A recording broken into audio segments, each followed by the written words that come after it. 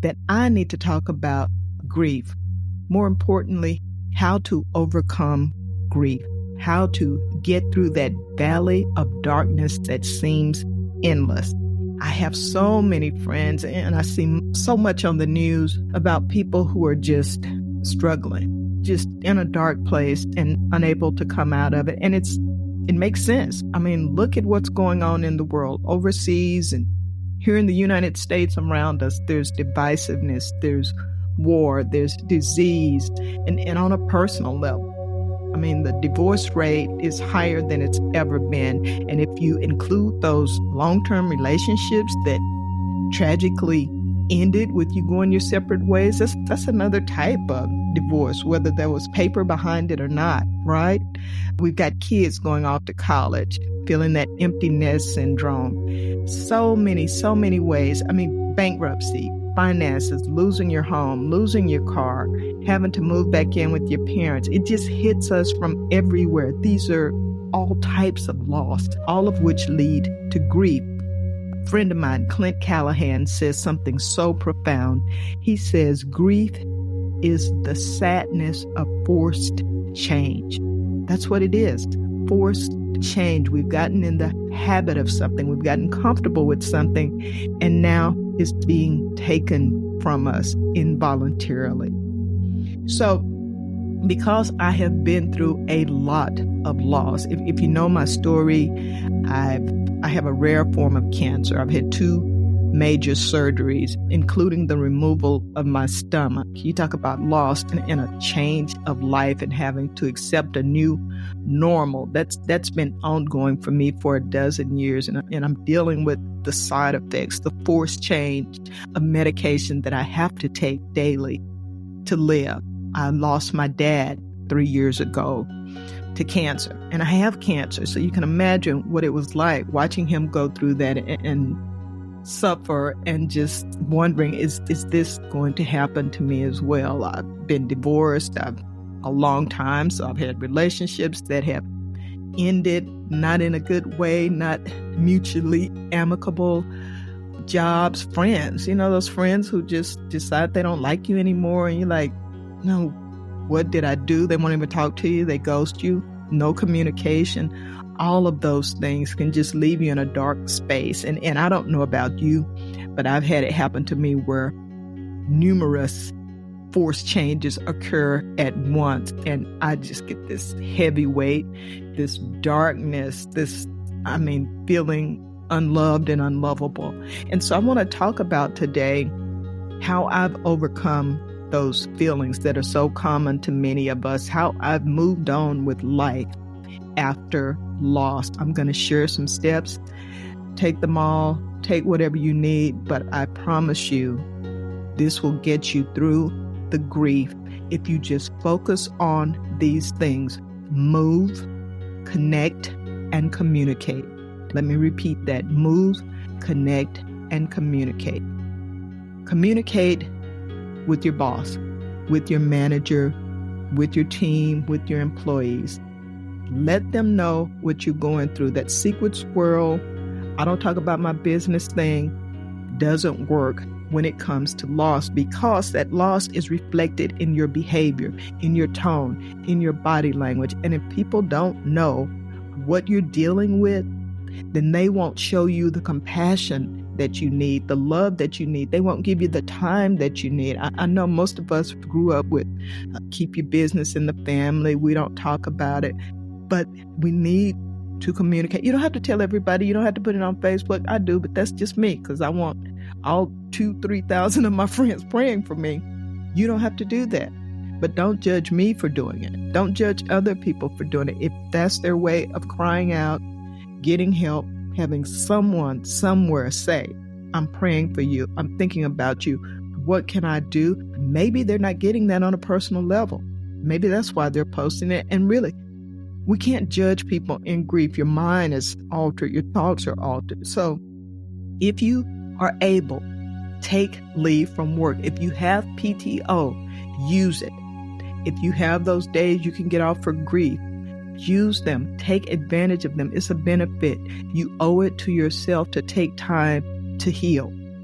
As the 2020 lockdown reminded the world, you are not indispensable. You're important, but you're not indispensable. Don't do further injury to yourself by trying to work, trying to function when your mind is in a bad space. You won't be effective. You won't do a good job. And if you haven't shared with your colleagues or whomever on a need-to-know basis, they won't look at you fairly. They won't assess you fairly because they don't know. And it's going to be more stress on you. When this thing happens, when it first starts out, it's like a blow from the universe. Oh, it hurts so badly for someone to say they don't love you anymore, for you to suddenly be laid off like those Tesla employees a couple of weeks ago, for you to lose something that's precious to you, a child, a grandparent, because it is such an impact. Emotionally, it affects you physically. Lay down, rest, sleep. Don't try to walk it off. Just go in with that inclination for 2 days. Limit it. Don't stay in that bed forever. Yes, I said move, but just accept that blow, reel from it. Take a couple of days and just take it in and just let your mind go wherever it wants to go. Cry if you need to cry. You don't have to hold that in. Crying is the way that we relieve ourselves of some of that grief. It's the sadness leaking out. Let it flow. 2 days. No more than 2 days. And then you get up. And every day you set an alarm to wake you up, and whatever it takes, get yourself up out of that bed. Another step. Don't overthink. Don't overanalyze. Don't replay things endlessly. If you get out, here's where the movement comes in. Get out. Walk. Ride your bike. Go shopping with cash. No credit card because you'll impulsively buy some things, and no card. Just walk around, look at things. Go to the park.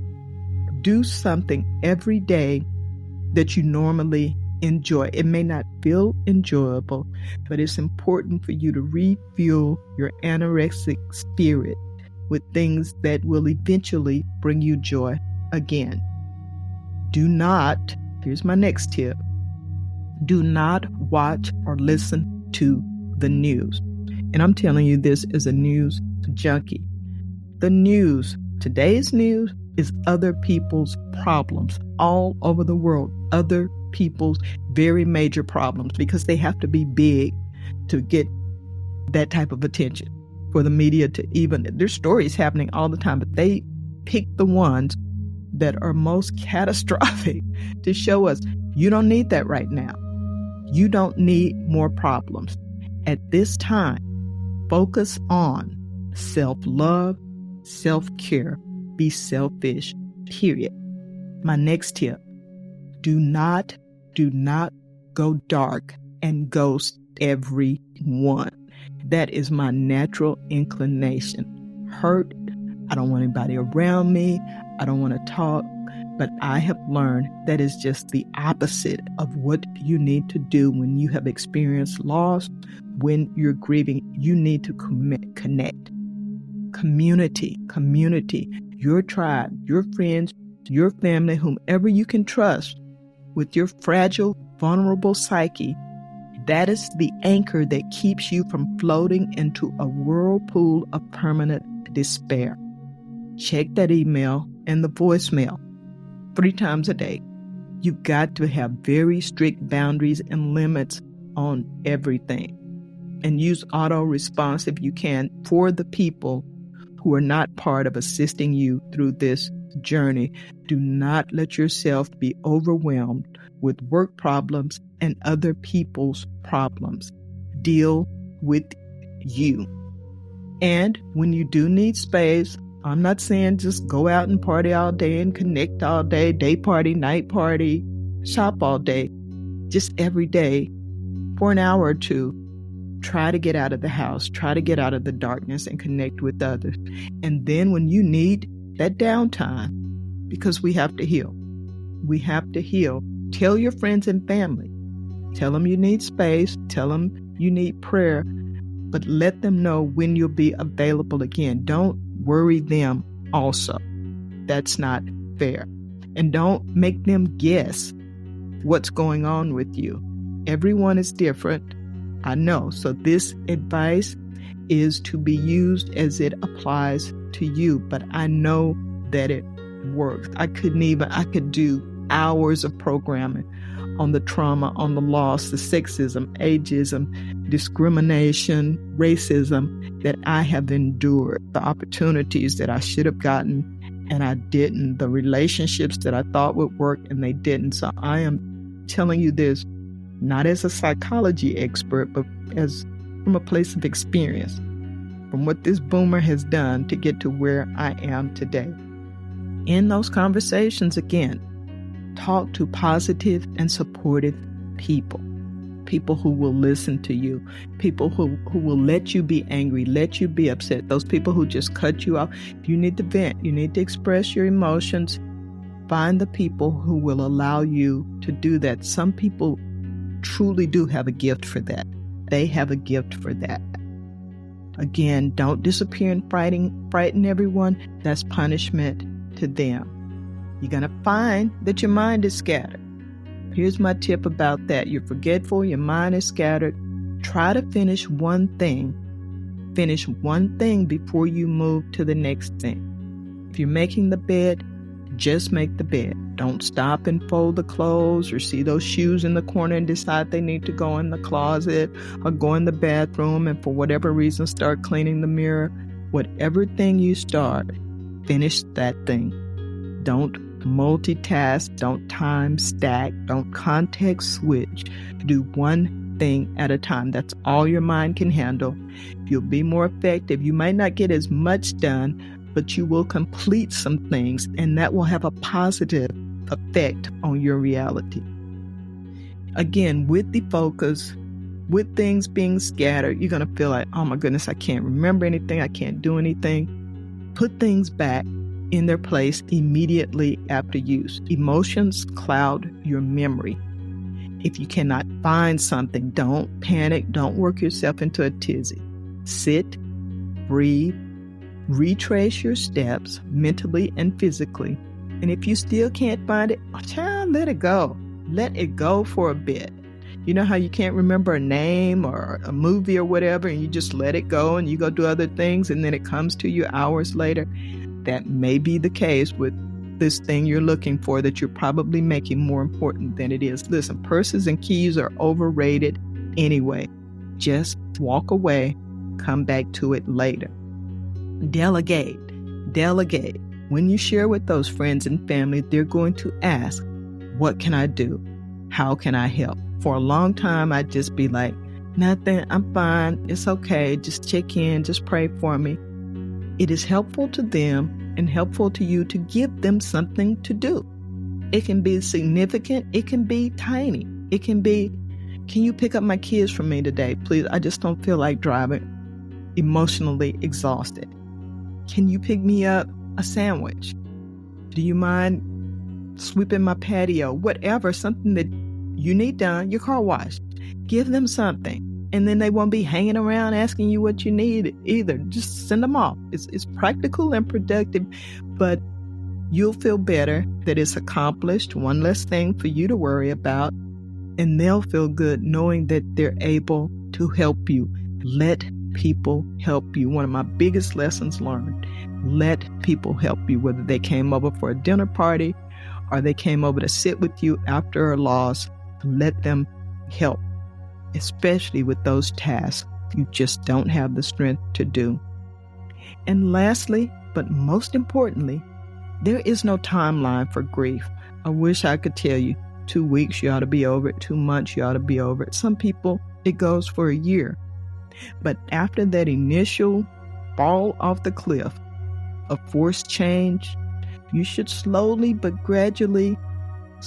and gradually be making your way back up the hill to a place where you feel more comfortable, where you feel more joy, where you're actually able to truly smile and truly laugh again. For me, it's 2 months. If I can't get myself back together in that period of time. And I'm not talking about debilitating sadness, but that chronic sense of doom and gloom where you can function, but you just really don't see colors. You just really don't feel joy. If that is turning into weeks and weeks and months, get professional help. You may need medication. You just may need professional therapy to talk it out. But you can become suicidal. You can ruin your other relationships because you're in this dark place and unable to connect and communicate. Significant others can only deal with that for so long because if they love you, it's causing them pain as well. When you wonder, how did they leave a person with this problem or with that problem? How did a spouse leave? Because they could not take the pain either. So for yourself, for your relationships, for your team, for your businesses, when needed, get professional help. Just know that grief is normal and recovering from grief, from loss, is possible. This is my wish for you. This is my prayer for you. Thank you.